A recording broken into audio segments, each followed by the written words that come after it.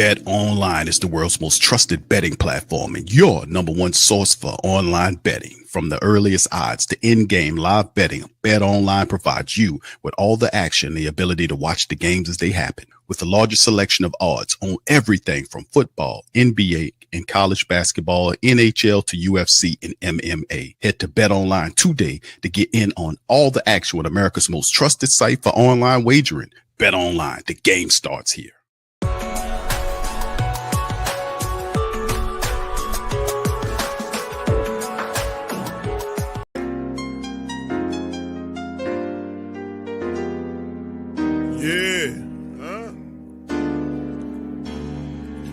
Like Benson, I'm a Who Dat. I'm a Who Dat. Long as I'm living, I'm a Who Dat. Lose or winning, I'm a Who Dat. Sports Coma, yeah, this is where we do that.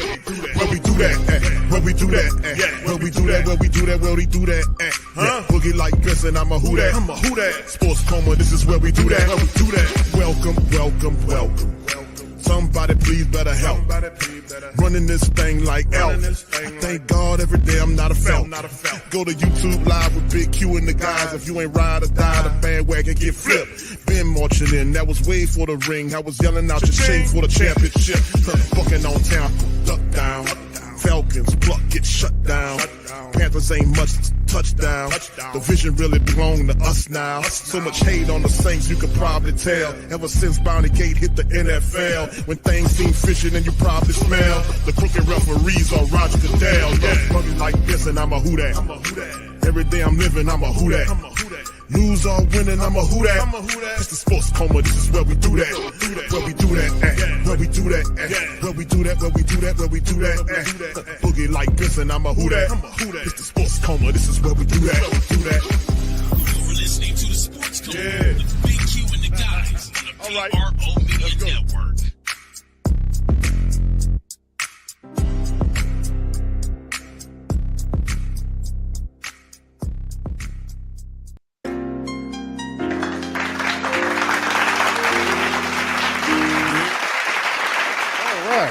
Man, shout out to the mighty Who Dat Nation, man. Welcome, welcome, welcome. You're now rocking with the Sports Coma with Big Q and the guys, where we have intense, entertaining, educating, and enlightening sport talk from your favorite sports fam. Shout out to the fam. Appreciate y'all being in this live edition of the Coma. We up in this thing Friday, representing the mighty Who Dat Nation. What's popping? Thank y'all for being in the stream as always, man.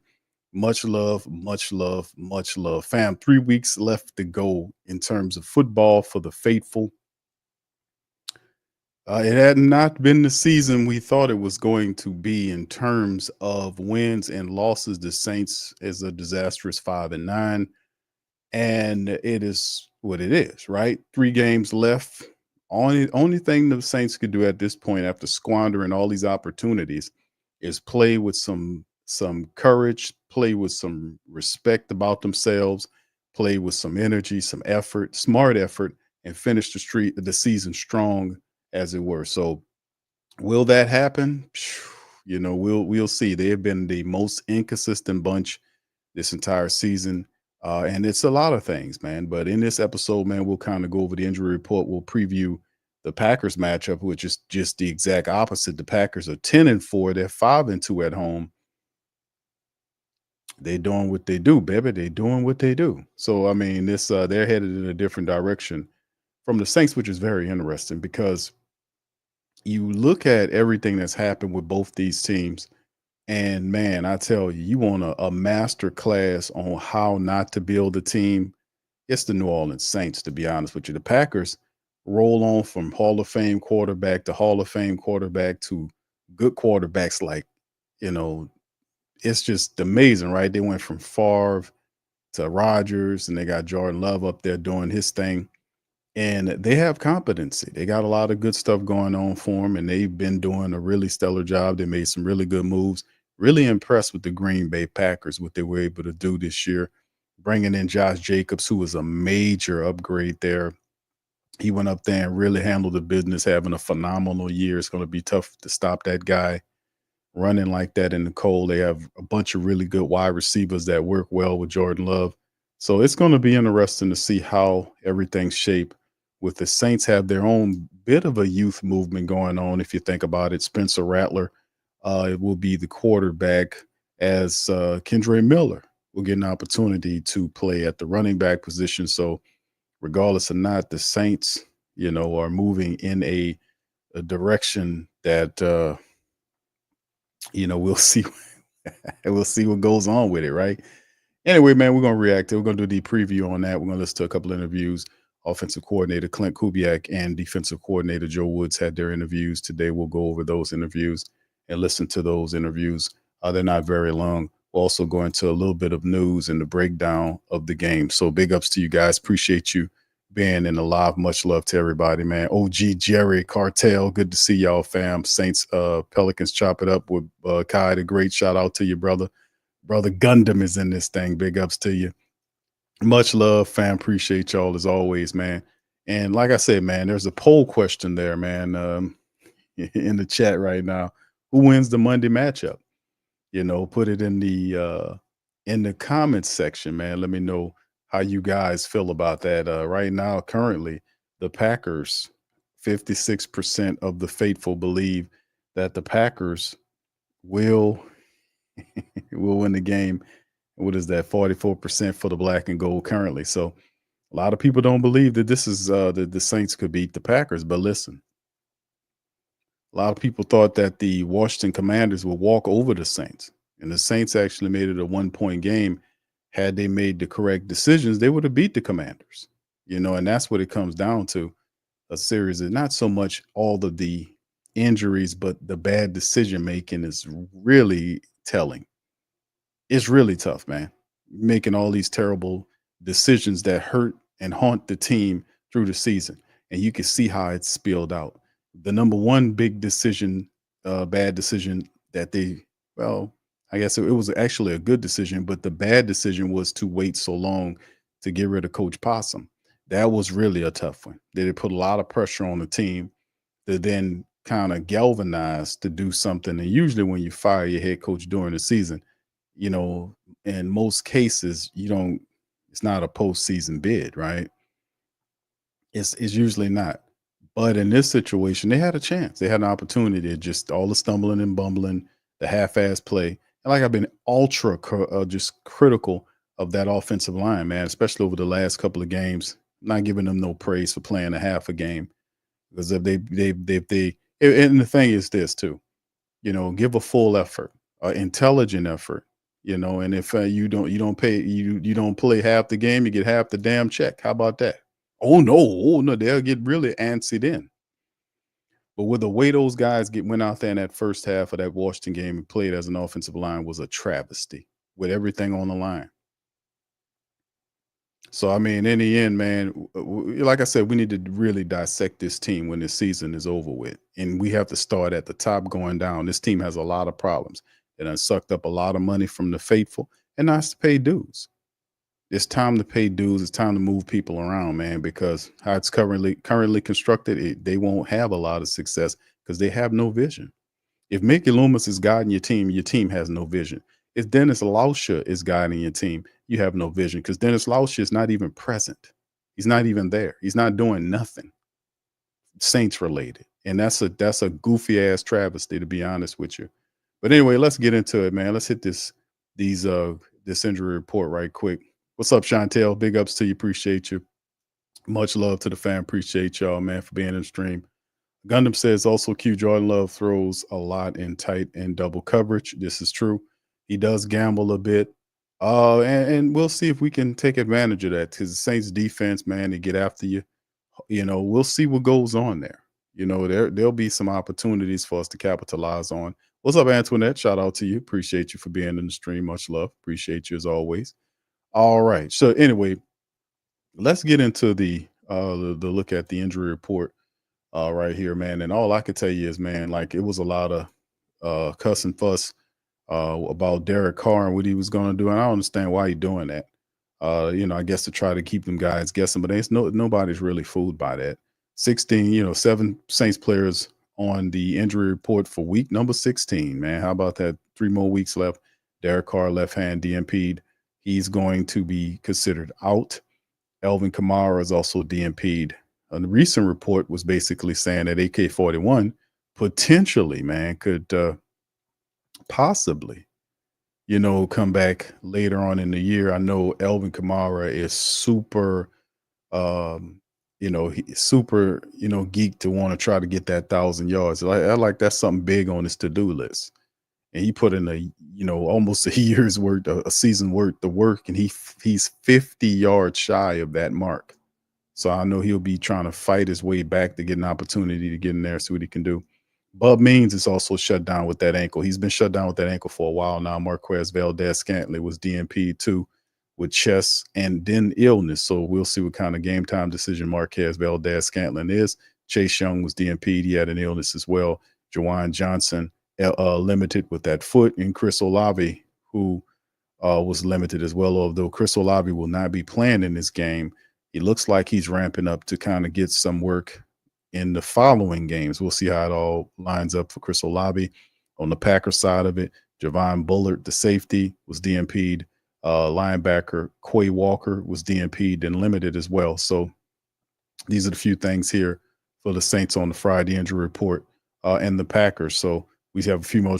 Corey Ballentine, the cornerback, was limited.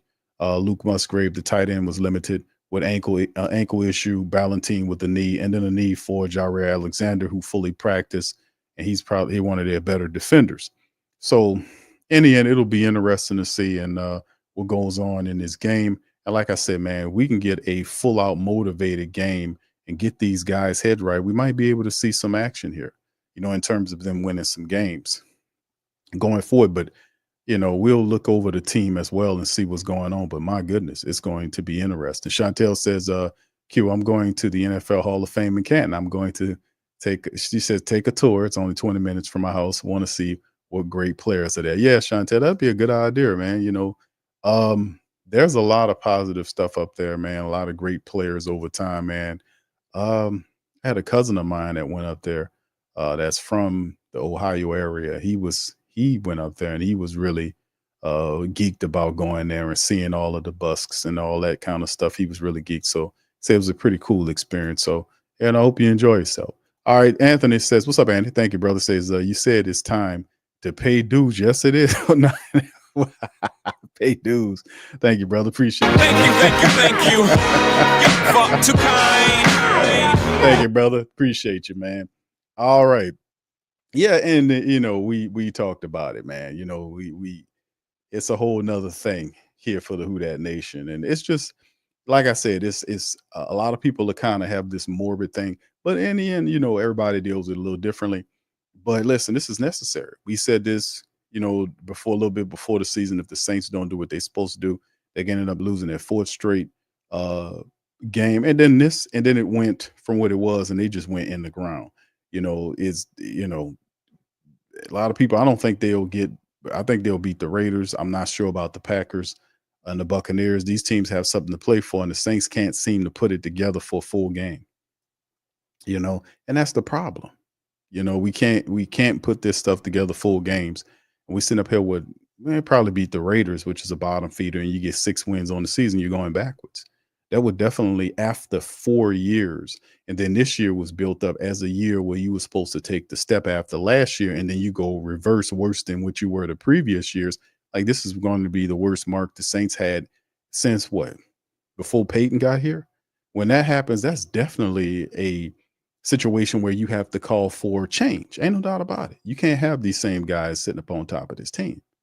You just can't have it. You can't do it. Nobody's going to be excited about that. I don't know what kind of hocus pocus you're going to try to pull off, but you can't sell hope and hopium to these people and expect, oh yeah, well, Mickey Loomis did this. Man, the people ain't believe they done lost confidence in Loomis. Loomis handled this Dennis Allen situation so bad, so very bad, that people lost a lot of confidence and in Mickey. A lot of people like Mickey Loomis, but after all that rhetoric that he would kick and all that ornery nonsense that he'll go, the nastiness and how he talks and you're not qualified and and all this kind of, he lost a lot of respect, especially with me. That's why I just make fun of his goof ass all the time. But in the end, it's the Saints are a joke.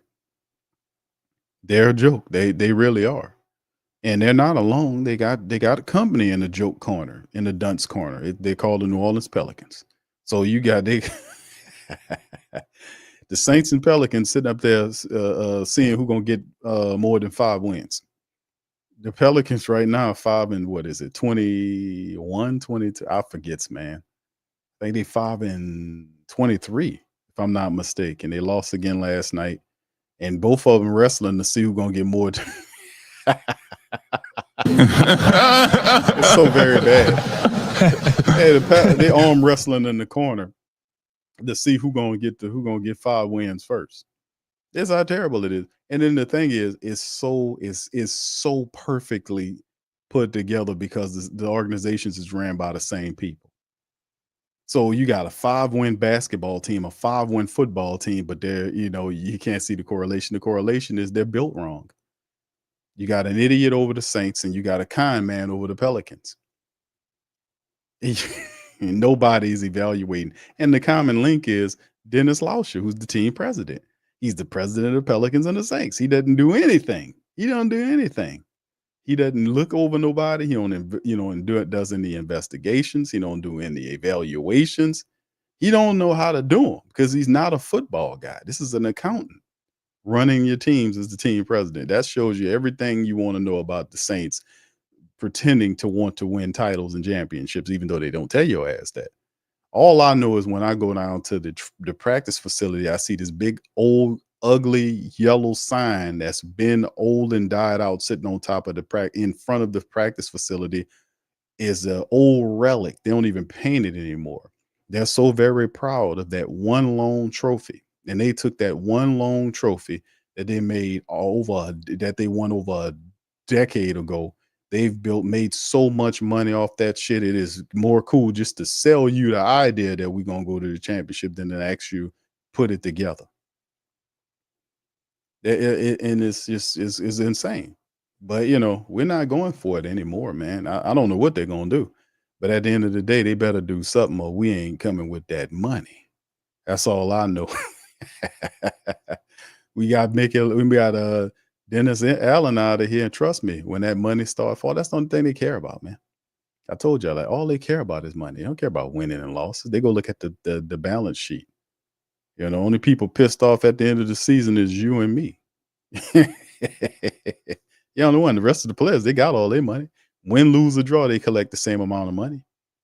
That's why you can have a half-ass performance last matchup with the offensive line. They still get a full paycheck for that shit, but nobody blows them up.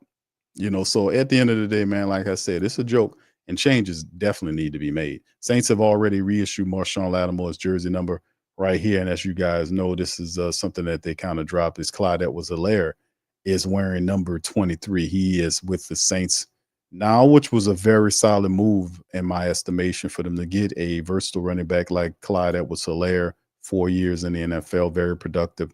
He's healthy. And he's a do-it-all type of back that works in many different areas, and he can help you. He can help you, so that's good to have him there as Marshawn Lattimore, another great former player. Good to see him in the Commanders. I would like to have gotten a win, but in the end, it is what it is. Let's transition before we get into the breakdown. Let's hear from Klint Kubiak. This is the offensive coordinator who was tasked to bring the Saints a very good offense and kind of put them on level and par. Didn't quite happen the way we wanted it to happen, right? At the end of the day, it was a miserable failure. The offense was at times anemic. We couldn't motivate the players, even though money should be sufficient.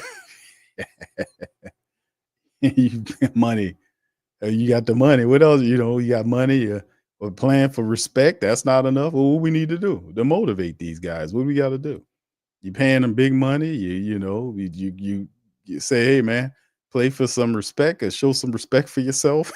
That's not enough.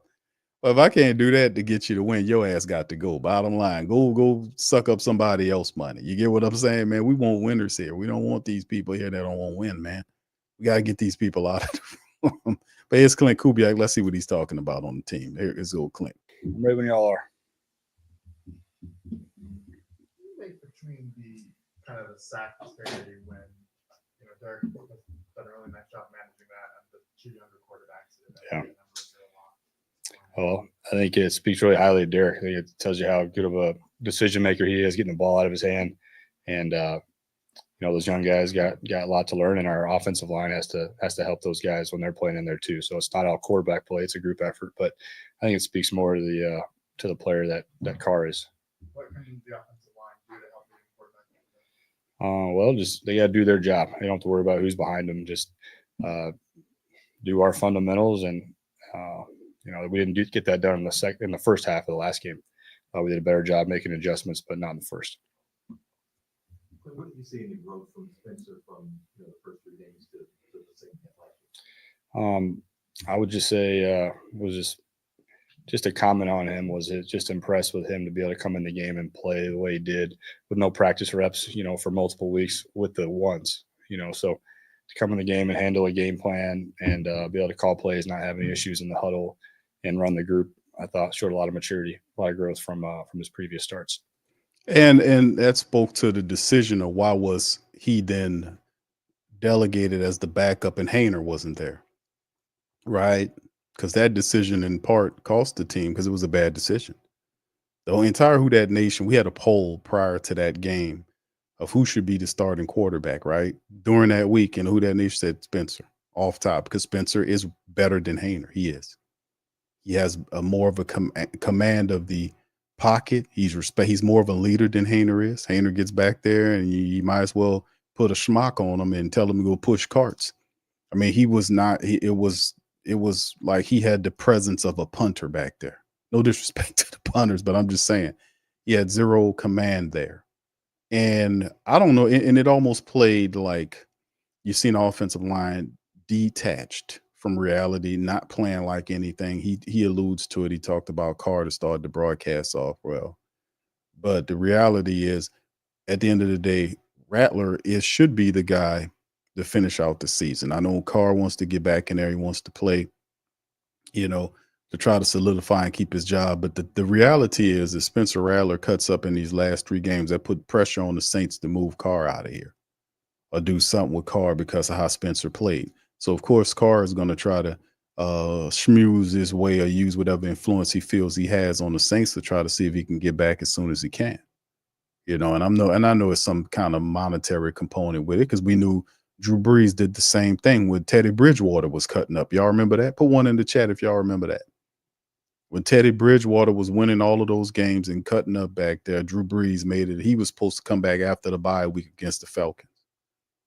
And he pushed his way into there because he didn't want, he seen that it was possible that something can happen. So he kind of stepped in there and used his influence. And it's the same thing going on with Derek Carr.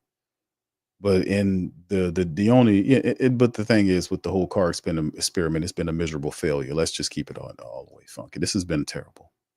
It's been awful, man. It's not all on him, but it's been terrible. It's not been a good call, and it was a pretty bad call, and we have really not have reaped the benefits of whatever they thought it was supposed to be. So that just goes to show you when your head coach who made the call is fired, then usually his quarterback at some point would end up leaving with him. But the issue is the Saints are tied into this guy, monetarily speaking.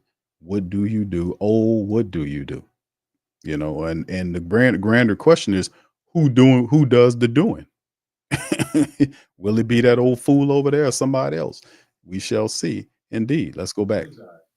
What are the things Kendrick's doing well, or what are some of the things that he could do better? What do you guys see from him? Well, I think he's preparing better. I think him and Coach Foster have been joined at the hip, and Kendra has put more into his preparation, and the things that he can get better on will probably more between him and I and Coach Foster, but just becoming a professional, being a pro and handling the things outside of running the ball, the alignments, the assignments, protection, all the things that, again, speak to the type of player that Alvin Kamara is. If you're, when you're a 3-down back and you can be in all situations, that's what you aspire to be, is to be trusted in all those downs, and he's working his way towards that.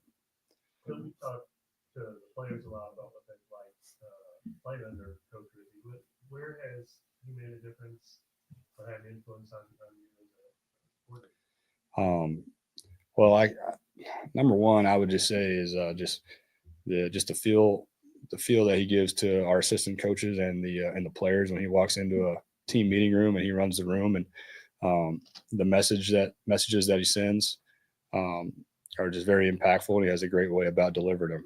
It's something you probably got to feel to be around him to understand it. But I think he's just a genuine old-fashioned ball coach that does a heck of a job running the team. What is Foster meant the offense this year for the team in general?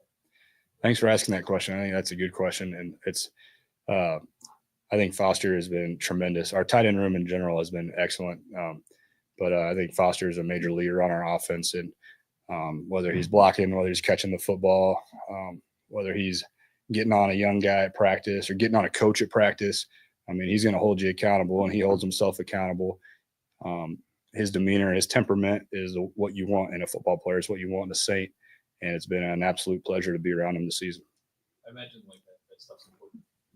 Foster Monroe, man, has been playing a lot better as of late, and really his game plan, to be honest with you, prior to the last couple of games have been just spotty. His blocking has been poor. I see him he flashes on tape a lot. Like he misses like blocks and stuff, like the block. And I don't know how long, and this is really not on him. He was actually blocking Jared Verse on that Rams play where Verse was able to get around him and hit Carr on the hand or the arm to force the fourth down incomplete pass, where you can kind of you can tell your quarterback, hey man, have more of a pocket presence, kind of look around, kind of slide in the pocket to get a better vantage point of what you're doing, stuff like that or whatever. But in the end, there's been plays what I've watched during this entire season doing film work where that blocking, man, I've seen him just get defeated on blocks, get to blocks late, especially when we was having offensive line issues. The tight end blocking in some of those games was absolutely horrible. I was like, why are we so bad like this in the central part of the season? But he has done a better job in the last couple of games in performing, and it is a positive, but still at the end of the day, that's another position of need that the Saints really need to look at. Now we have Foster Monroe, I think, for an additional year beyond here. Jawan Johnson, I think it's 1 year remaining on his contract. I think he's a free agent after this year. And ultimately, the Saints might need to take a look at the tight end position, to be honest, which I know Dalen Hawker is there. But yeah, no doubt about it, man. We definitely have to take a look at the tight end position, man, going forward, especially if you need a safety blanket for your quarterback. He was going through this year, a bunch of guys being hurt, and have a guy who's like available and kind of consistently the same person every day. Like, how much does that help? Yeah, I think it gets overlooked a lot in football is just is your availability, and Foster is always available, and he's battled through a really tough injury in the off season. If you'd have told me in April he'd be where he is right now, I wouldn't have believed you, because he's rehabbing his tail off, and he's been through a lot. Yeah, he has, man. And credit to Foster to be able to, fighting off cancer to play football. That's something else as well. So him doing that's very big, man. Cancer is no joke, right?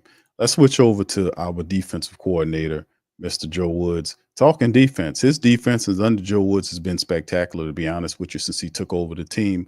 The defense has playing with a lot more intelligence. Like I said, I was very surprised by how good the Saints defense was in the matchup against the Commanders, because the Commanders had the ball for like 40 minutes of the game. And the defense was out there like over 40 minutes, and they didn't exhibit any symptoms of being tired or none of that. It's like they were drinking from the fountain of youth that game, because they were flying around making plays, 8 sacks in the game, doing all kind of stuff, right? Doing it all. If it wasn't for the defense's performance in that matchup, it wouldn't have been close enough for the Saints to even do anything about it. Like, they were marching to score, and if the Commanders would have scored, that would have just killed the momentum of the game. The Saints forced them into a field goal. Then that beget the problems for the Commanders as the Saints beget to the second half to go on and try to make a run at them. So It was the under Joe Woods, which is something we talked about all year long, that Joe Woods needs to run the defense. We've said that for years, that Joe Woods should be the defensive coordinator. He should call all the plays. But you had a miserable sashaying, backstabbing, bus underthrowing team possum on top of the team that wanted to pretend like he knew what he was doing. In the end, Joe Woods took this defense. They playing really intelligent despite all the stuff that was going on. It's been phenomenal. We've seen resurgence. The pass rushers look a lot better. They've actually did a really solid job of stopping the run against the Commanders. You had that running back in there. That was pretty damn good. And the Saints were able to snuff him out, contain Jaden Daniels, not let him tear him up. And they did a pretty good job, man, under Joe Woods. So they're getting better and better as the season goes on. It's just the offense we need better production from the offense. We need to get Klint Kubiak.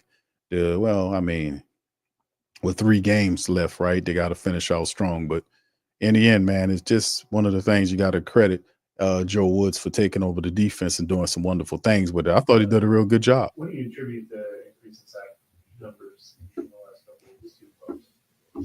I just think execution. I think it's always about rushing coverage, working together.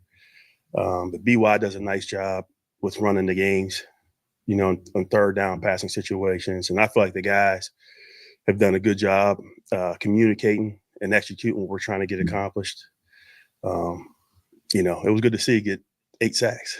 So I was happy about that. I didn't know till the end. I was like, what? We had 8 sacks? Indeed. When you say that the does a good job, Well, it's just the teaching, just going, obviously watching the video, trying to set up the games based on the protection. Then we're spending more time trying to walk through also individual.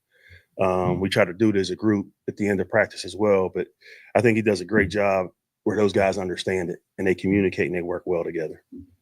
When those guys say it's going to simplify for the meeting, that's pretty much it. Communication.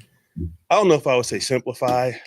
I've been using the word streamline, but what happens within each coverage, we could run 6 or 7 different pass rush games. We could do 4 or 5 different things in coverage based on certain things, formation, backfield, whatever. So instead of doing 5 or 6, we're just doing 2 or 3. It's the same stuff, but just trying to streamline it so those guys can execute and play fast. I wish that would translate to the offense for real, man. BY, he's a different dude, man. With the sleeves, the tattoos. Now, I'm not going to mess with him. But he's a guy that has pedigree, right? Because he's played in the league. Yeah, so the players respect what he says. When you have a guy on your staff, man, that's valuable.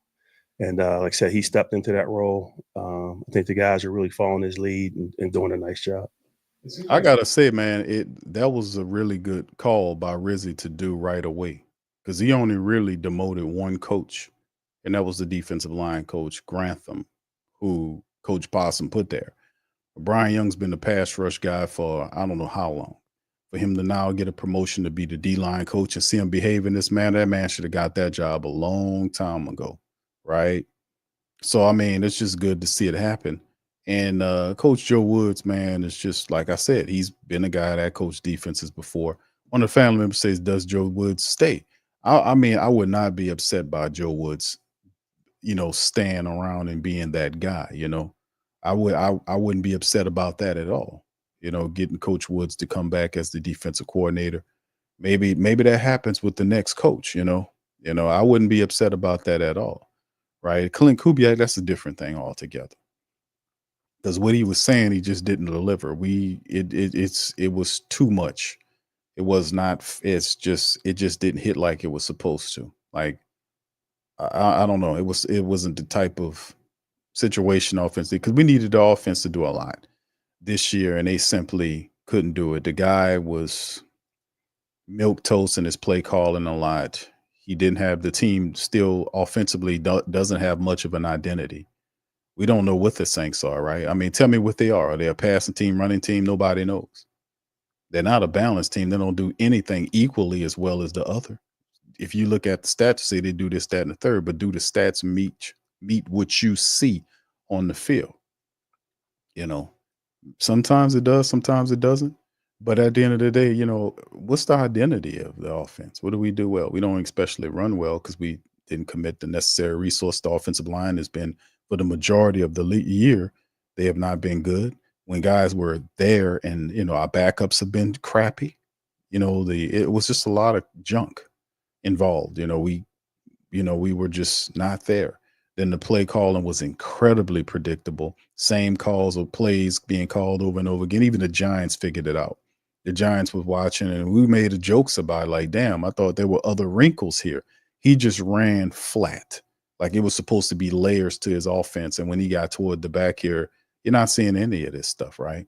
You did see the little reverse play where the wide receiver threw to Alvin Kamara, to play where he kind of had to stretch out, kind of hurt himself on to make that touchdown. But you've seen that happen. But those are far and few in between, right? Well, the development of certain players, it just wasn't there. Not getting, having guys on your team, not utilizing them, even though you picked them to be there. It was just a mismatch of different things that just really didn't hit offensively. So whoever the next coach is, I'm pretty sure he'll bring on his own guy to try to establish something here, man. But me personally, this is the thing.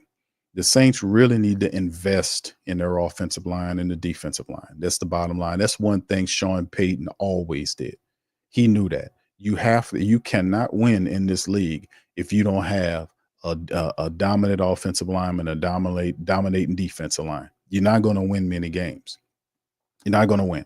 So we need to have lines. Our lines got to be on fire. Not just the starters, but we need credible backups too. Our backups suck.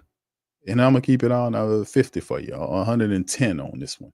Our backups suck. They sucked all the time. The worst one we have is Ali Udo. I don't know how how is he collecting a check? I'm like, how is this guy still here? This is a guy that should have been released weeks ago, months ago, but he's still here on the team. Underperforming people. We need to do a much better job here in the backups as well. When stuff started happening, we got guys that can get in there and make something shake, and that's the thing. Like these guys were weak, they were dumb, and they were slow. They didn't know what they were doing, and they were ill prepared. And it showed for the majority of the year. Even when we got our starters back, it was the same thing. It was, there was a rust factor in the Giants game, the Commanders game, first half was the same thing. They were detached, unconcerned about the importance of what that Commanders game represented in terms of what possibly can be a postseason push if there was one.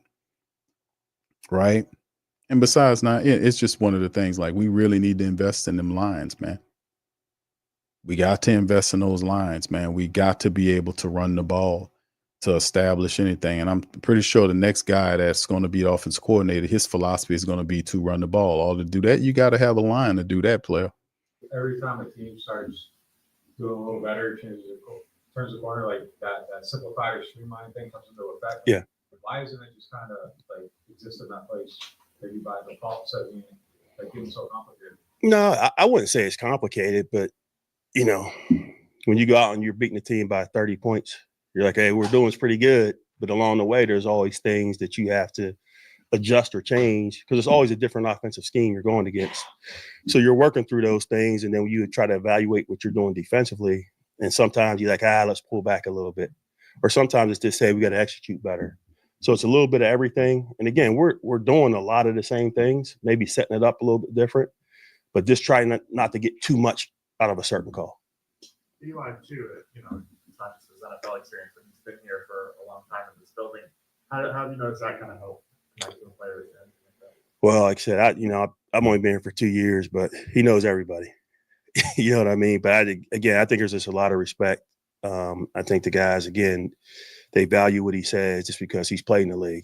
He's been in the trenches. He's done what they're trying to do. So, again, I just sit there and I see the relationship, the way the guys respond to him. I think it's been very positive, since he's taken that lead role. I got to give it to him, man. A spectacular move by doing that, getting Grantham out of the way. Ultimately, Grantham ended up taking a coaching position with Oklahoma State. But that was a solid move on the defensive side of the ball. I wanted a corresponding move offensively, because like I've said, we didn't go over there at all. We didn't touch that side of the ball at all, and that ultimately cost us. All right, what's up, Jacob? Shout out to you, Mr. O. How you doing, sir? All right, Anthony Sands, are you saying I'm not saying he worse than Pete Carmichael. My goodness, that milk toast guy. No, it was just his. It just he started off good, but once they started figuring out what he was doing, there was no counterpunch. You get what I'm saying? There was no backup plan. And then when stuff started happening, and the philosophy is, and they are taught that, right? Like the football going public will then say injuries was the concern why we lost, but a football coach would never use injuries as an excuse, because his job is to get the next guy that's stepping in, ready to do what he needs to do to keep this winning. Because regardless or not, everybody deals with those things, and you have to factor that in your game plan, or your success plan is that, hey man, let me write this in here. Injuries is a part of it. We have to be able to adjust around these things if we need to make trades before the deadline pop. If we got to hit these people's practice squads, if we got to sign people off the street, we're going to have to do these things and and be right on them. We're going to have to build our depth chart a little bit more strategic. We have to get the best people we could possibly get, and not just pick somebody to sit on the practice squad, from Canada somewhere that ain't ready to play. No, you want to be able to put people in place that if you need them to, then you can pull from them and bring them to the team and, activate them for whatever you need it to be. And we just didn't do that enough, and it shows. That's why you're a 5-9 club. A lot of these other teams that were dealing with injuries too were moving and grooving and doing these things. They're not going to let anything stop them, whether it's injuries or whatever the case may be. The ultimate goal is to get to the postseason land, to have an opportunity to play for a trophy. That's what it comes down to. And that's a long plan. And in that plan, you got to have injuries in there. You can't tell me that this idiot created this plan and then didn't factor in the fact that injuries are ultimately going to hit your team at whatever area you have players in. None of these players, all of these guys are going to lose some time because of injury. Some of them, that's just what it is. All of them, all of the guys, most of them guys miss time for injury. It happens. So you have to be able to plan around it. You got to do the 3 things I just talked about as best as you can. While all the other teams are dealing with the same stuff. That's why it's super competitive to win in the NFL, because they're dealing with the same things you do. There is still injuries. Is not a reason why you should be losing games. It's not, and it's not acceptable. No professional with an honest professional will sit up here and make excuses about injuries was the reason why they didn't win a game. But they'll take that check nonetheless. Win, lose, or draw. Hey, give me my money. Well, you see, we can't pay you because you lost the game, and hold on now. I'm gonna have to get the CBA people on you. But that's what I'm saying. At the end of the day, you got to factor that in there. So Kubiak's offense to me it's not as bad. It wasn't worse than Carmichael's offense, but man, some of these play callings, like later on in the year, as you're getting like into weeks 12 and 13, 14, at that point, how many practice sessions these teams have had from that point. Do we realize these people practicing every, you might get a rest day after the game, but you get all of these practices each damn day leading up to one live game on a Sunday or a Monday or a Thursday, whenever they have it scheduled. But they practice all through the week. You know how many practice sessions that is? Think about that, because we don't factor in the practice when we talk about why these teams look like what they do and why they look how they look all shitty all the time here, and only with 5 wins here. All of this practice, and the best we can do is 5 wins here. 5 wins. That's the best we can do. So, I mean, in the end, man, the Saints are not very good. It's just what it is. They are what their record indicates they are. You are what you think you are. In the words of, who was that? Herm Edwards. They are who? No, that was Dennis. That was Dennis. Coach Dennis. What was it? Denny Green. The Bears are who we thought they were.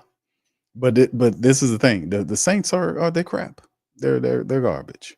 Okay, let's just keep it all the way funky, man. They're not a good team. They're not a smart team either. They didn't make really good decisions. They threw away a lot of bad money. They bet the farm on they bet the farm for the present, and now the banks are coming to foreclose on the farm. You failed. All this maneuvers to get somewhere, and then you worse off than what you were 3 years ago. So in logic, it was a huge freaking mess and a failure. So that's what I'm saying. But now Carmichael to me is by far his play calling, because of how he calls plays. He's milk toast and scared half the time. He's a beta. Nah, Carmichael's worse. But you did see some spiciness in Klint Kubiak's game. But the issue with him that I had a problem with is that the guy is a lazy play caller. He was not, when you had a Taysom Hill, he would just abuse the piss out of Taysom Hill over and over again, just running them all into the ground, giving them ball here, doing. I'm like, dude, let use somebody else. And that was his problem. He could not, for whatever reason, been able to take all these other guys and use them in harmony with offense and play guys off of Taysom, decoy Elvin, and use these other guys. That dude didn't do that for shit. He couldn't do it for nothing in the world. And that's what I was saying. I had the nursery rhyme is when Taysom's away, Klint Kubiak can't call a play. And if he didn't have Taysom, he didn't have nothing. But it's just, the experience. No, that guy's not ready to be no coach at no professional level, man. He can't adjust. And a lot of times it's second half adjustments. You don't look past what they did this prior game. But a lot of times his second half adjustments were laughable, during the entire season. Remember, you're 5-9. So there's a lot of non-adjustment that you're making in the second half of these games. So that's my observation. That's what I've seen from him, bro. All right, Jake says, becoming a professional is a code for we didn't train you up previously, but you finally figured it out on your own. Yeah. Hey, what's up, Desi? Yeah, this is the thing, though. When you look at, like I said, man, it's what it's supposed to be, man. The Saints been perpetrating the fraud for a while now, man. They've been perpetrating the fraud for a while right now, and this is needed. And like I said, I'm glad that Gail went over Mickey Loomis, not over his head, but demanded him to fire Dennis Allen, because that created a fracture. Because that's the first time in recorded history that she had a question or a doubt and confidence about Mickey Loomis, and a big one. So there's going to be something that's going to happen right there, because the way that guy handled that whole Dennis Allen situation, because she released a statement and then he put on the back of her statement that Dennis Allen is a good coach. He's a good coach. If he's such a good coach, then why was he put in the street, dummy? Why was he put in the street? Well, because of stress and pressure from outside. That's what he was saying, from outside force, or whatever the hell he said. Yeah, the people that pay, the people that pay, no, because, many times they are right. You're just pretending to do the opposite because they want you to do what you want to do, and you want to be a contrarian. Sometimes the people just right, man, and the people watch enough of the Saints, they know what time it is, man. You can't tell somebody that watched the Saints, listen to all their shit, and know these players and their philosophy, if they got one, what they gonna do. This is what we do. So we look and we pay attention to the team. We don't forget nothing that you say. We don't forget none of that. All the stuff that goes on, we know what we want. We know, and this is not this.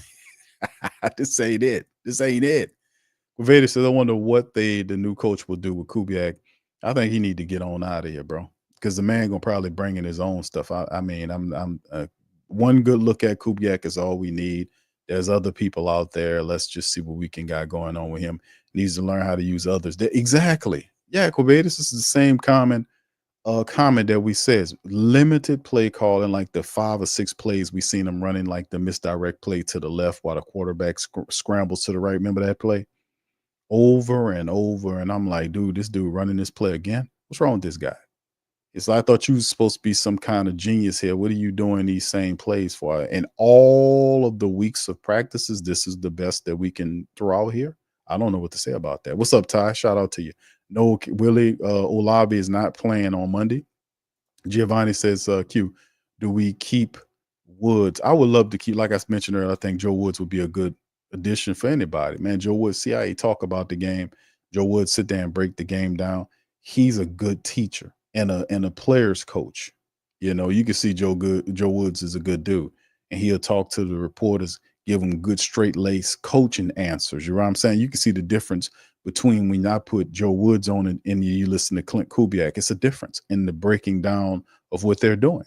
Like he gave you a little nugget there about the philosophy outlook. Like we have 5 or 6 plays, he says, and then we might refine it to 3 plays. Instead of having 5 or 6 or 7 plays, we'll have 3 plays, and then we'll 3 or 4 plays, and then we'll utilize them based on the offenses that the opponent gives us.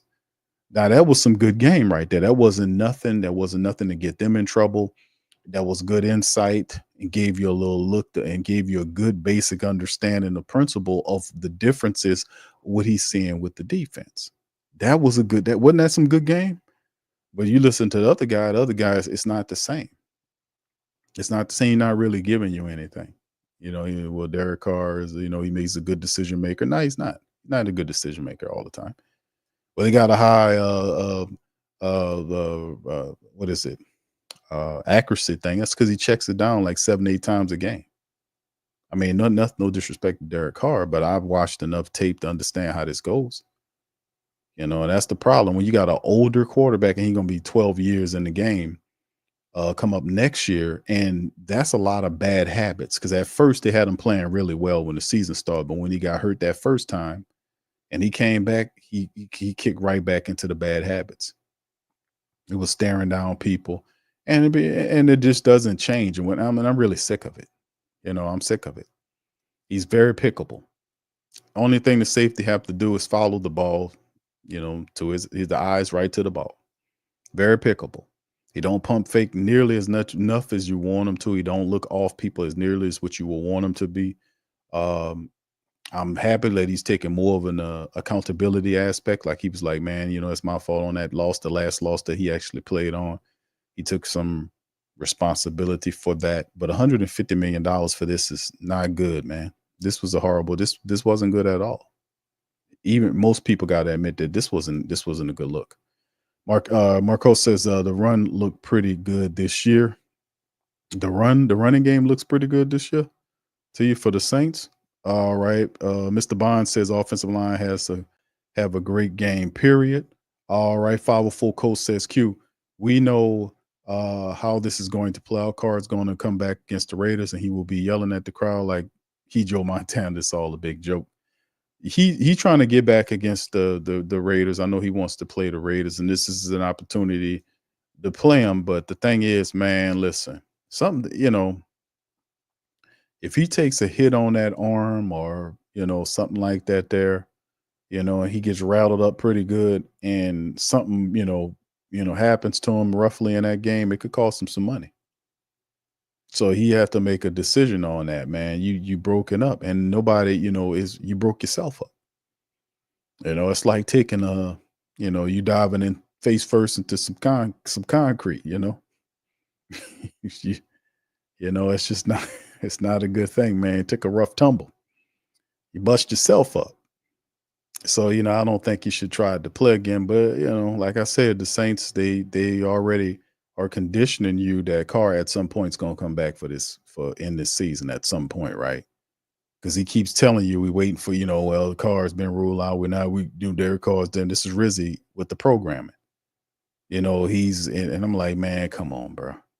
What are you talking about here? That's what I'm saying. A decision maker. It's not really a guy that's saying, "Now we're gonna shut you down for safety." You know, who's really running the thing? I thought you was the guy. You know, I would shut his ass down. I don't care what he says. You're getting shut down. You know, whatever. Slim says Loomis is still defended in the silent. Yeah, that's why he's a joke. Giovanni says Q, we wouldn't be in this mess if Sean would have had a successful plan after Drew retired. We could have drafted a QB before Drew retired. Yeah, his name is Lamar Jackson. They had an opportunity to draft him, but Sean Payton never did that. I don't know why he never did it. You know, I don't get why he never took him, because he had Lamar Jackson right there. They chose Marcus Davenport. And I was like, this is the dumbest. I was like, who the hell is Marcus Davenport? Some underdeveloped defensive lineman from University of Texas at San Antonio, one of the worst draft picks the Saints ever made because the guy couldn't stay healthy. But Lamar Jackson's the top 5 quarterback in the NFL. So, I mean, they had opportunities to do it. It's just, this is dumb vision, man. Dumb vision. Dumb vision. Linda says Kamara acts like Emmitt Smith. He's going to act like he's Emmitt Smith or Barry Sanders, but he's ain't Kamara. He's the best we ever had, man. That's for certain. He's the best running back in the history of the New Orleans Saints organization. And we had a bunch of them. Mr. Bond said, yeah, they can't let a $40 million QB lose his job to Rattler. That would make the front office look real bad. They're not going to let that happen. That's Mickey Loomis, sir. That's Mickey Loomis, is his decision making, right? That's why I was saying you got to watch out. All right, Linda says Rattler's no better. 50% missed passes, other 50 are hospital ball, need to draft for QB for 2026. He's a rookie, Linda. He has that. He is a rookie, Linda. He's a rookie. You got to give him some type of stuff. It's different than the quarterback that's an 11-year veteran. You know, Rattler is a rookie, and rookies are going to have some issues. You know, that's just what it is. All right, Jack says, yes, disrespect Derek Carr, check down. Yeah, I mean, it's common, man. It's very sensible. He checks down the ball a lot. He does. Because and then there's no pressure on him to read. Like, you got, where was there? That's what I'm saying about Kubiak. Where was his accountability to make him stay on schedule? Andrew Janoku, all that stuff just washed away. All the stuff that they said at the onset of the season, to putting pressure on him to speed him up, all of that went away. It all went away, and then they just, simplified the offense to the point where they running plays in recession, and there's supposed to be levels to his offense that he's supposed to lay out over time, and we haven't seen it. It just didn't. It didn't do anything. It just wasn't there.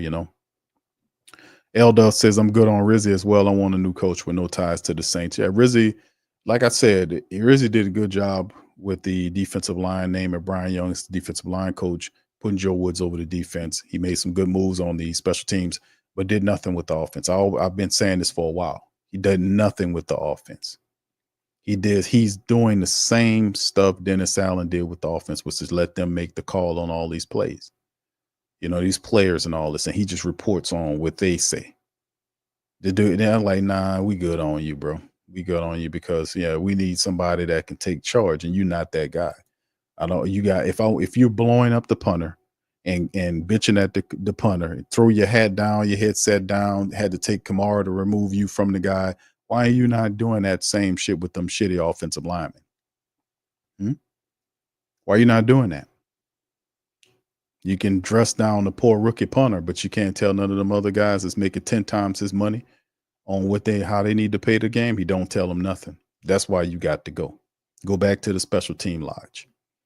Just say that they put him in the Rhode Island, people put him in their Hall of Fame or whatever it was. I don't know what he did I don't know if he was a terrific player up there in Rhode Island to be put in a Hall of Fame. I don't know what that was, but it's mighty strange that they did it when he became the coach of the Saints and not before. Okay, I get the game here. I get the game. Yeah, but some people not ready for that, man, and it's just not what it is, man. Anyway, let's take a move, man. Let's kind of jump into our preview aspect of the show, man, as we kind of go over the matchup that is the Saints and the Packers Monday night, right? And like I said, we went over the injury report. This is a Monday night matchup the entire nation will see for the Saints. The Saints ultimately want to win out. That's 3 wins in a row. Whether they believe that they can take it one win at a time and finish out strong, a good, healthy 8-9, right? And let the chips fall where they may. So, I mean, in the end, we of all faith knows, hey, man, listen, the writing's on the wall to me. They believe differently, which is fine. I wish they would believed a little earlier about doing some shit. But in the end, it is what it is. So anyway, let's jump right into some of the statistics right here, family. The NFL statistics right here for what the Packers got going on, because they got a pretty good setup here, man, to be honest with you. Saints 5-9, Green Bay 10-5. Saints average NFL rank in their offense 22 points a game, 18th in the NFL. The Green Bay Packers are 27.1. That's good for 7th in the NFL. The Saints allow 22.3 points per contest. That's 13th, tied for 13th in the NFL. And usually when you allow more points than what you score, then usually that will be a recipe for losing some games. The Packers, 19, only allowing you get 19.1 points per game, 8 overall. So top 10 in offense and top 10 in defense scoring. Top offense, and this is the NFL rank, 334.6 yards per game. That's tied for the middle of the pack for the black and gold. The Green Bay Packers, 375.8. Might as well see 376. That's good for 4th in the NFL. The rushing attack for the New Orleans Saints here is doing a thing at 124.4 yards. That's total yards, total offense, the previous stat that they're tied 15 in. The rushing stats average 124.4, 11th in the NFL, versus the Packers 144.4, which is 4th in the NFL. So 124.4 and 144.4 for the Packers, tied for 4th. So they're getting it in. The passing attack, Saints only average just over 210 yards a game. That's 20th in the NFL. The Packers do 231.4. That's 11th. The total defense in the NFL is Saints are allowing 376.6 yards per game. That's 30th. Remember, under Joe Woods, the last several games, the Saints have been playing a lot better. So these are really clunky, funky stats from early in the year where they was just not looking good. So it don't exactly lay out what the Saints were able to do from a defensive standpoint. So if you're not doing your homework, this could be a stat that kick you in the tail, right? 134.4 points per game. I mean, yards per game the Saints are giving up on the ground, according to the stats, that's 27th. And through the air, defensively speaking, secondary allowing 242.2, which is 28th. The Packers, they do their thing with 320.4. That's 10th in the NFL. They're 9th in against the rush, allowing you 105 yards per game. In the pass rushes, ranked 15th at 215.4. The punt averages you can see right there. And then, of course, time of possession, 30-32, Saints 28-59. Touchdowns, Packers 43 to Saints 35. The penalties, 94-85, more penalties for them. So you can see they're a team that does collect those penalties. The really interesting part about this whole thing is when you get to looking at the Green Bay Packers as a team, the really interesting thing about the Packers is you look at guys like what Jordan Love, when he was able to do it, he did have some time where he was hurt, and Malik Willis came in there and played well enough. And that's the thing about having a good quarterback play behind, because a lot of people didn't expect Malik Willis to step in when Jordan Love was hurt and be able to play well enough to keep the Packers winning and doing some positive things. But Jordan Love on the season, he just shy of 3,000 yards. He has 23 touchdowns, 11 interceptions. He's sacked 11 times, has a rating of 98.5. Josh Jacobs, the former Raider, doing big things in Green Bay, 14 games, 265 rushing attempts for over 1,100 yards. He averaged 4.3 yards per rush, and the man has 12 rushing touchdowns for Josh Jacobs, the former Raider, putting in big work for the Green Bay Packers. So they have a pretty balanced attack with Jordan Love throwing the ball and the running attack of Josh Jacobs. So they do a really good job there of doing what they do. And then, of course, they do mix in a little backup running back every now and again, and Wilson, who comes in there and helps out. He averages almost 5 yards per carry to complement Josh Jacobs, the brutal runner. And then if you look at their receiving core, their top receivers, Jaden Reed, the wide receiver, 49 catches on 65 targets, has 6 touchdowns, average about 15 yards per catch. Christian Watson, the big physical wide receiver, 29 catches on 51 targets. Not as crisp as we've seen in this guy is a big target for them. Kind of struggling this year with 29 grabs, but averaging over 21 yards per catch, 2 touchdowns for him in a matchup. And then their tight end, Tucker Kraft, 41 catches for him, 7 touchdowns on 13.5 yard average. Romeo Doubs is the guy that has been making big plays for him, 37 grabs off of 58 targets, 4 touchdowns, 14.1 average. And they do kind of do their thing there. So they have a bevy of good young wide receivers that they mix in that could be problematic for the Saints secondary. So it'll be interesting to see how the Saints handle it. Quay Walker, the linebacker who was listed on the injury report, is the top tackler for the team with 102 tackles from him. The top sacker on the club is Rashawn Gary, the defensive end. And then you have the next tackler there is 90 from McDuffie, Isaiah McDuffie, 75 for Xavier McKinney, and Javon Bullard, 74 tackles. The top pick master of the team, 7 from Xavier McKinney, leads the way. Everybody else with like 1 pick. So you got to watch out for Xavier McKinney. The safety, very opportunistic, 7 picks on the year for McKinney for that for the opportunistic defense of the Green Bay Packers. Jair Alexander, who is a pretty solid cornerback in his own right, is there as well. And we'll get ready to go through their injury. Well, actually a depth chart. We already did an injury report to kind of mix up. But this is a team right here the Saints just got to watch out for. And then, of course, there's the starting lineup. Jordan Love, Josh Jacobs, we went over the stats, Jaden Reed, Romeo Doubs, and Christian Watson, 3 really solid wide receivers, young wide receivers to go along with them. They had a bit of a youth movement. Kraft is a guy that's been putting some positive numbers up. Elgin Jenkins, Myers, Ryan, and Tom are the guys. Rasheed Walker is there, the offensive line. They do a pretty decent job of protecting them. So like I said, it's very interesting when you take a look at the Green Bay Packers team, man, how they go from solid quarterback to solid quarterback and just keep the winning up. You know what I'm saying? Even not just the quarterbacks, but the coaches as well. Like one coach to the next coach. And then, you know, how they found Matt LaFleur. Matt LaFleur has been up there putting together some winning campaign. They had a little struggle going on, but they were ultimately able to iron out everything and get back to winning. And they have solid draft picks. Like Lucas Van Ness was a guy that they picked on to kind of help champion what they got going on here. This is a guy that's a big defensive end out of Iowa. They picked him up last year, and he's been a pretty solid opponent up front for them from Iowa. This dude was actually pretty good in college. And Rashawn Gary is the dude that actually leads the team in terms of sacks, 6.5 sacks, 6'5", 277 from out of Michigan. And they have a good youth core up here. Kenny Clark is another solid player inside the middle. Quay Walker is questionable. Edgerrin Cooper, Isaiah McDuffie, we talked about them being some of their best tacklers. Jair Alexander is believed to be their best cornerback there. And then, of course, you look at Keshawn Nixon. Javon Bullard is also on there. We talked about him being on the injury list as well and see whether he play. I think he will play in the matchup. You see Xavier McKinney, the safety, along with Evan Williams, are their secondary there. So, like I said, they're not a well-known group of people, but they play well together.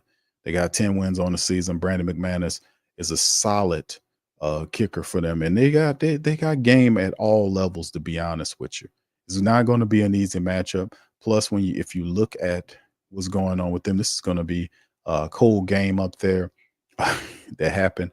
They're anticipating the game down decisions to be cloudy, but the cold mentioned at 31 degrees in Green Bay that night for the Saints. So it's going to be a cold matchup for the black and gold. And of course, y'all remember the last time the Saints played the Packers. The Saints were beating the Packers. What was it? 17-0. And then the Packers railed off 18 straight points to beat the New Orleans Saints. Y'all remember that? I know y'all won't remember that, but that was the last time that happened, man. Right here, September 24, 2023, the Saints had a 17-point lead in the third quarter when Derek Carr was knocked out of the game with a right shoulder injury on a sack. Without Carr, the Saints couldn't hold on to the lead as Green Bay rallied for an 18-17 victory Sunday at Lambeau. Veteran quarterback Jameis Winston came in for relief for Carr and made several strong throws to star receiver Michael Thomas, but the offense could not sustain the drive, punting on 5 possessions in the second half.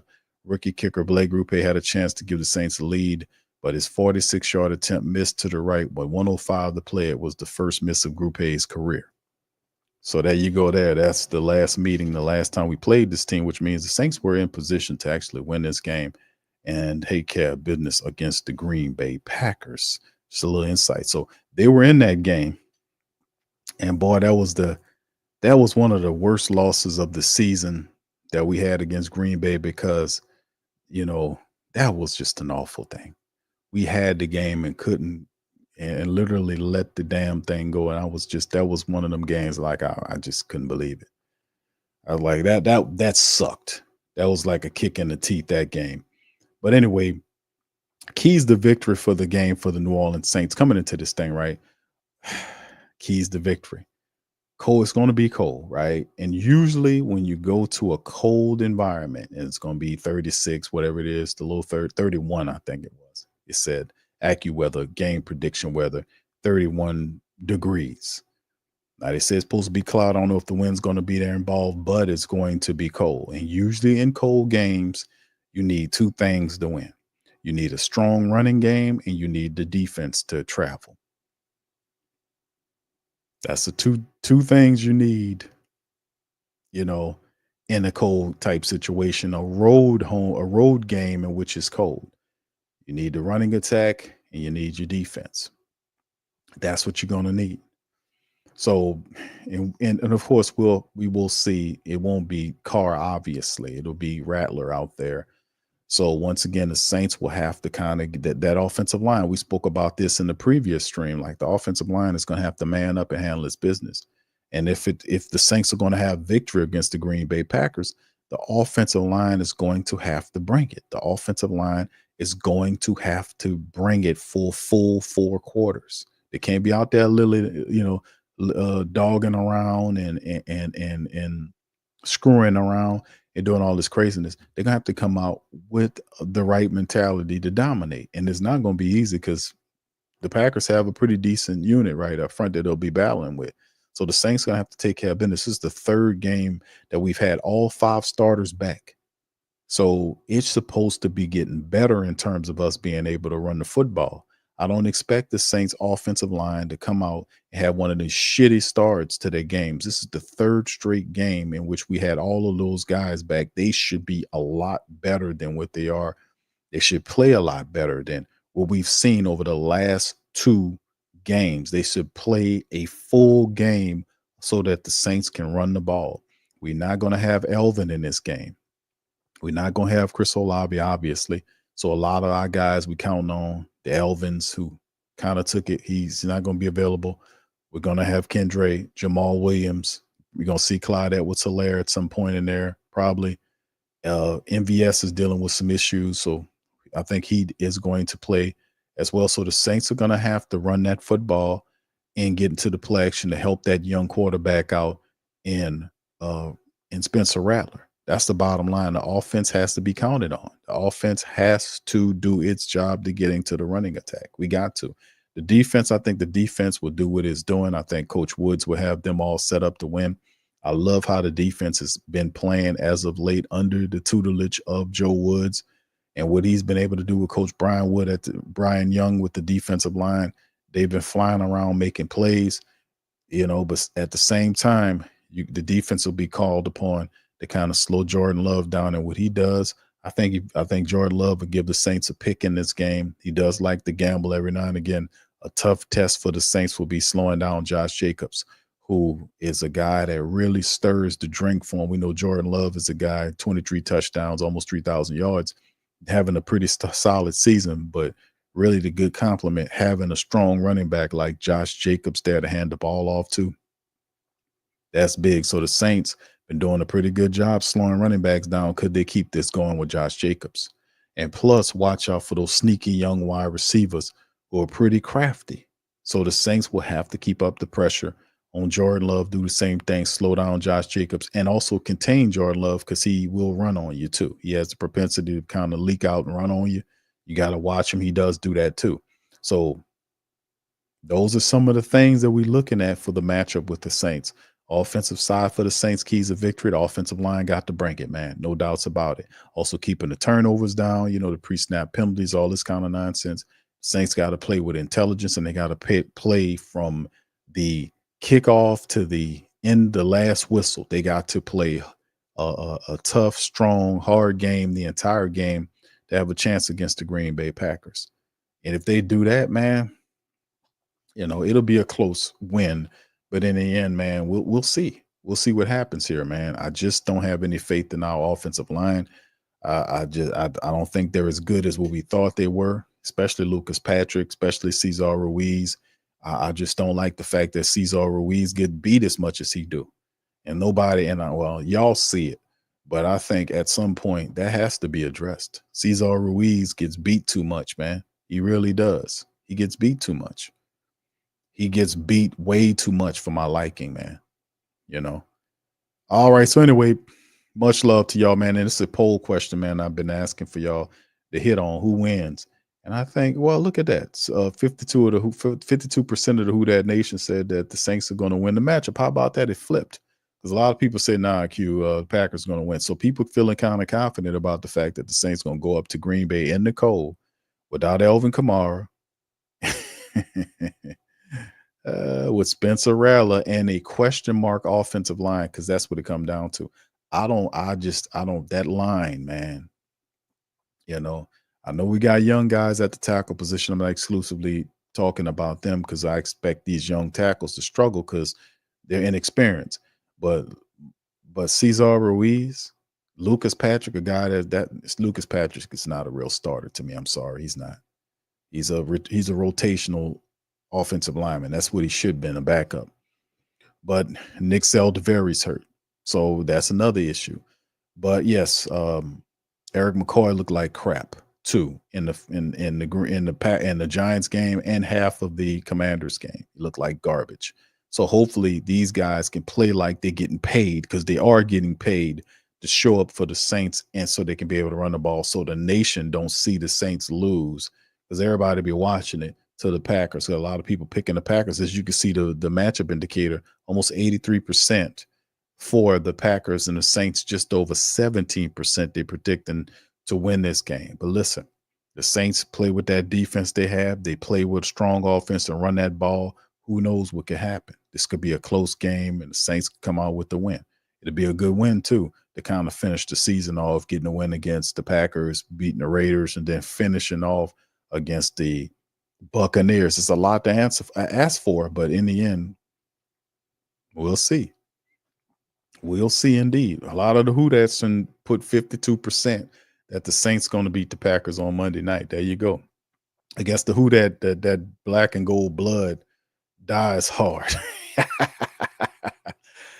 Brother Slim says, Klint can't be lazy and boring with the play call. And this is true, bro. That's why I kind of put it on the offensive line, right? Because it appears, bro, and I'm going to see if y'all agree with me on that. It appears that his play calling is contingent upon how good the offensive line is playing, right? If the offensive line is playing, he gets a little bit more creative. If the offensive line stinks, his plays are limited. You get what I'm saying? Did y'all notice that? Put one in the chat if y'all noticed that. And I want to know, they're obviously not anybody going to light these offensive linemen up when they out here screwing around. Who blows them up? Who bitches and complains at them like like Rizzy did with Hayball? Does anybody tell those guys anything? No, nobody tells them nothing, do they? Nobody says nothing. See, I don't like that, man. Where's the accountability in that? And listen, fam, y'all know this.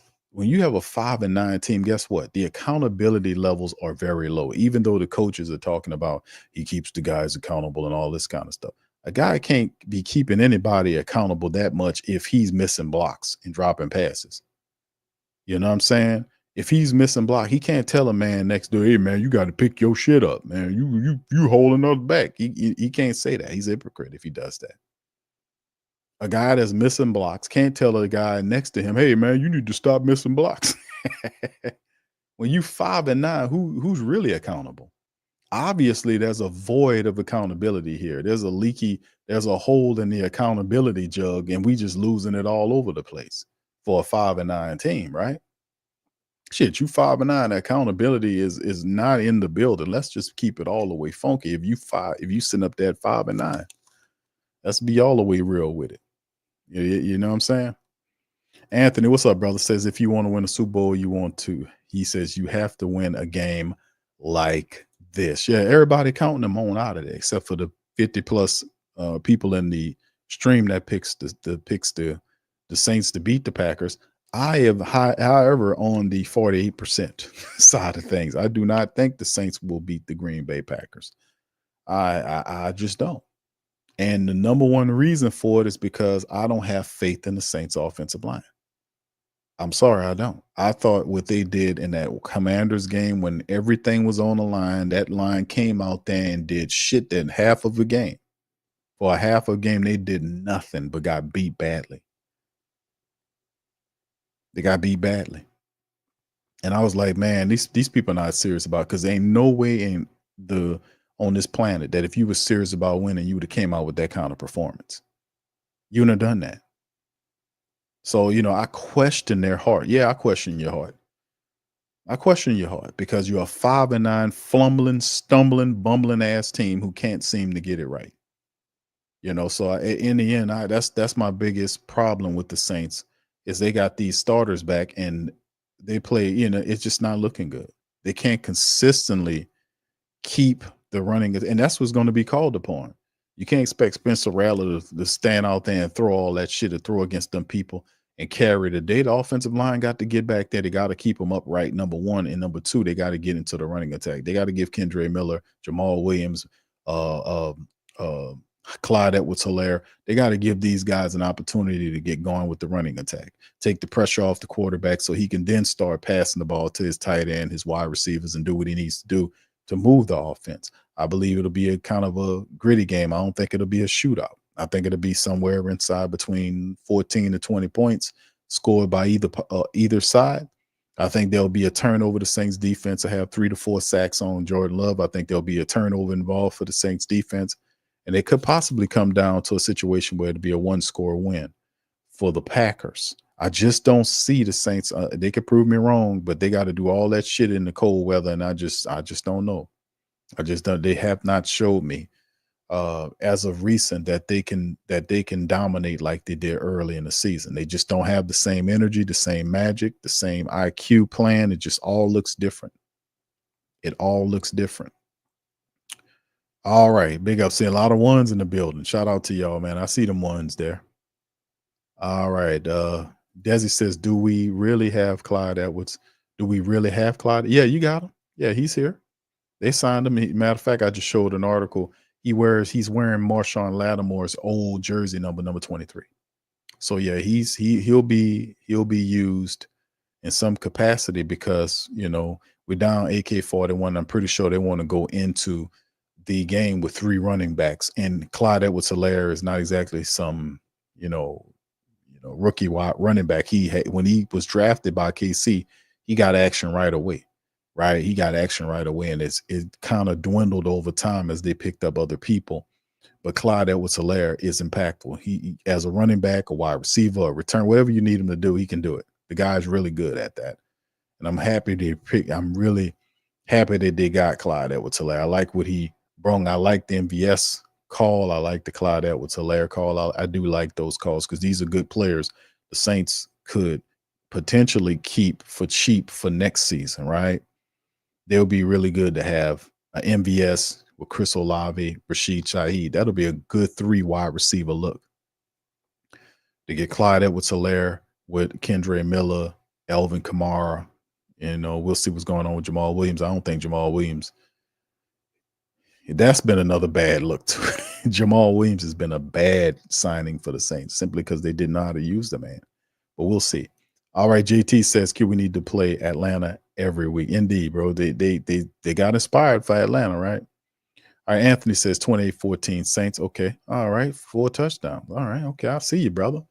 All right. Like I said, 53% got the Saints. I hear y'all, man. I'm kind of on the other side, man. I got my hesitations. All right. So anyway, fam, that'll do it for me on the stream. Listen, man, I appreciate y'all for chiming in. Man, the game is Monday night, baby. It's Monday night, man. Listen, man, all I could tell y'all, man, gonna be looking forward to it. It's a couple of days from Xmas, Christmas. So hopefully it'll be cool, the Saints to give a win before Xmas.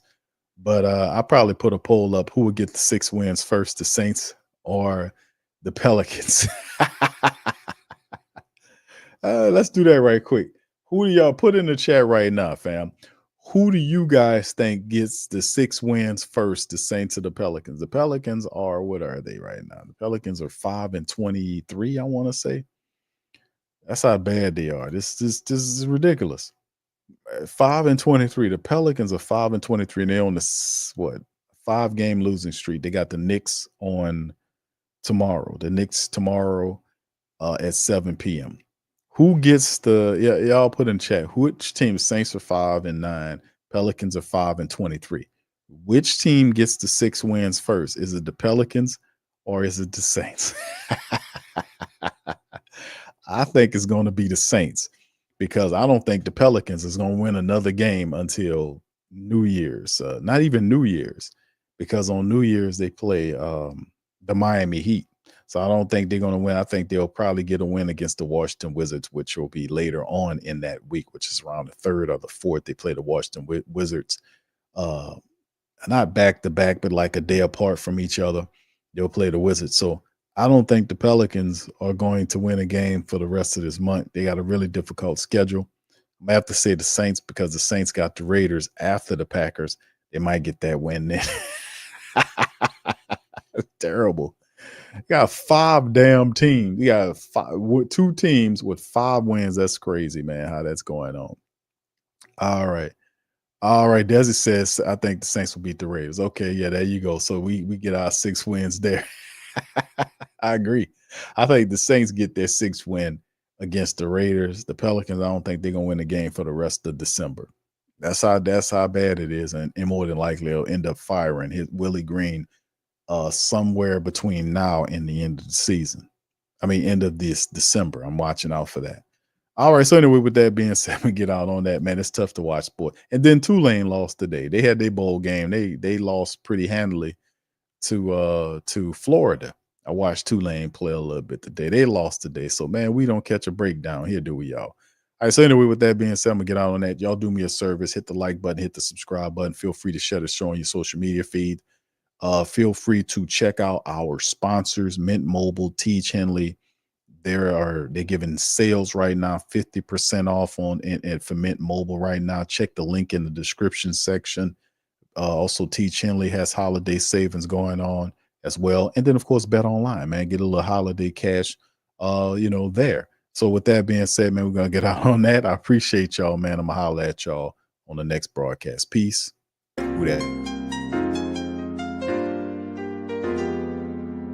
Yeah.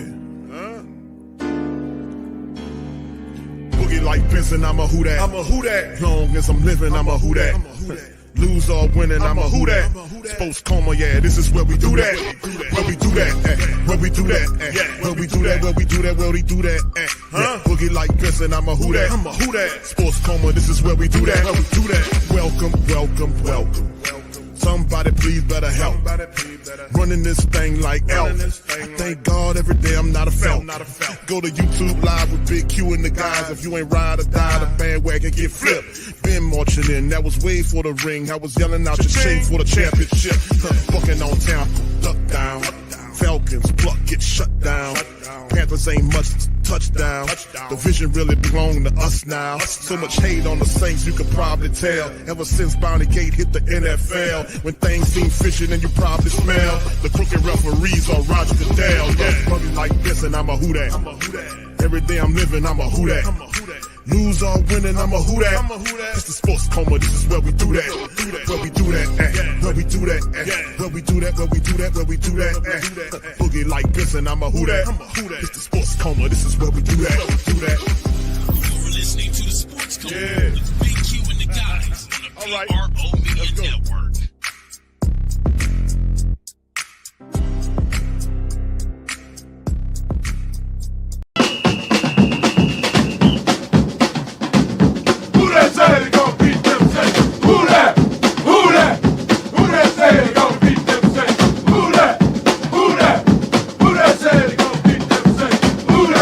Bet Online is the world's most trusted betting platform and your number one source for online betting. From the earliest odds to in-game live betting, Bet Online provides you with all the action and the ability to watch the games as they happen. with the largest selection of odds on everything from football, NBA, and college basketball, NHL to UFC and MMA. Head to BetOnline today to get in on all the action with America's most trusted site for online wagering.